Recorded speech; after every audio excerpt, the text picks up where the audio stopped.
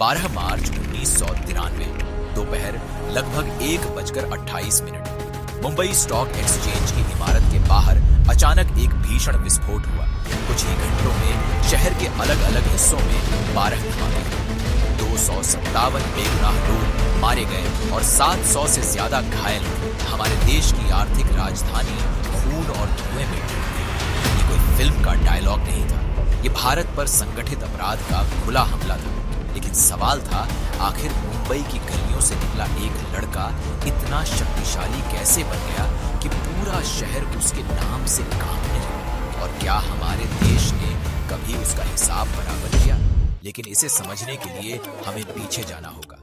1955 में मुंबई में दाऊद इब्राहिम कास्कर का जन्म हुआ। उसके पिता इब्राहिम कास्कर मुंबई पुलिस में हेड कांस्टेबल थे। 1970 के दशक में मुंबई के बंदरगाहों पर तस्करी का बड़ा नेटवर्क चल रहा था। सोना, इलेक्ट्रॉनिक सामान और विदेशी वस्तुएं अवैध रास्तों से आती थी। दाऊद ने छोटे अपराधों से शुरुआत की। धीरे धीरे उसने अपने भाई शब्बीर इब्राहिम के साथ गैंग बनाई।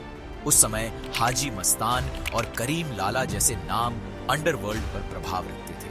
लेकिन दाऊद की महत्वाकांक्षा अलग थी। वह सिर्फ अपराधी नहीं बनना चाहता था, वह व्यवस्था को नियंत्रित करना चाहता था। 1980 के दशक में डी कंपनी का विस्तार शुरू हुआ।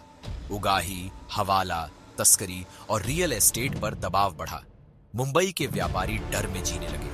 जो पैसे नहीं देता था उसे धमकी मिलती थी।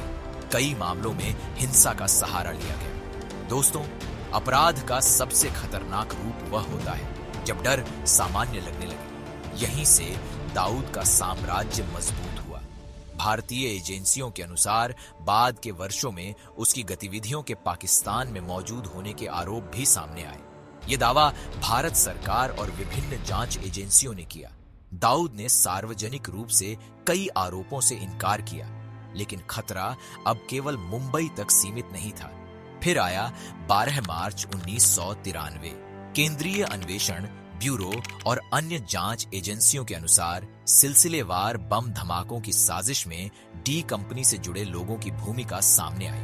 यह पहली बार था जब भारतीय सरजमीन पर इतनी भारी मात्रा में RDX का इस्तेमाल कर सीरियल ब्लास्ट किए गए था।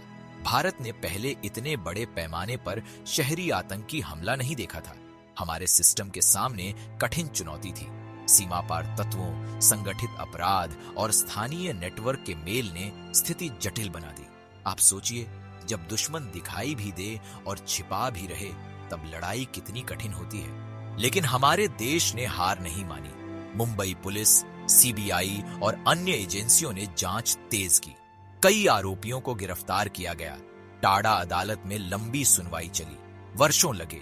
धैर्य की परीक्षा हुई। ये वही दौर था जब हमारे अधिकारियों ने वित्तीय नेटवर्क और आपराधिक संरचनाओं को समझना शुरू किया। कुछ अधिकारियों ने बिना प्रचार के महत्वपूर्ण जानकारी जुटाई। उन्हें कभी उतनी पहचान नहीं मिली जितनी मिलनी चाहिए थी। यही हमारे अनसुने नायकों की कहानी है। समय बदला। डी कंपनी के कई सदस्य गिरफ्तार हुए। कुछ को अदालतों ने दोषी ठहराया। भारत ने लगातार दाऊद इब्राहिम को प्रत्यर्पित करने की मांग उठाई। अंतर्राष्ट्रीय स्तर पर भी उसके नेटवर्क पर दबाव बढ़ा। संयुक्त राष्ट्र सुरक्षा परिषद UNSC ने 2003 में अल-कायदा से जुड़े प्रतिबंध ढांचे के तहत दाऊद इब्राहिम को ग्लोबल टेररिस्ट घोषित किया था। यह सिर्फ एक नाम की सूची नहीं थी, यह पूरी दुनिया को भारत का साफ संदेश था कि हम अपने बेगुनाह नागरिकों के खून की एक एक बूंद का हिसाब याद रखते हैं। भारत न कभी भूलता है और न कभी माफ करता है। 1993 के घाव के बाद हमारे देश ने कानूनी और कूटनीतिक मोर्चों पर लड़ाई जारी रखी। कई आर्थिक चैनलों पर निगरानी बढ़ाई गई। अंतर्राष्ट्रीय सहयोग मजबूत हुआ।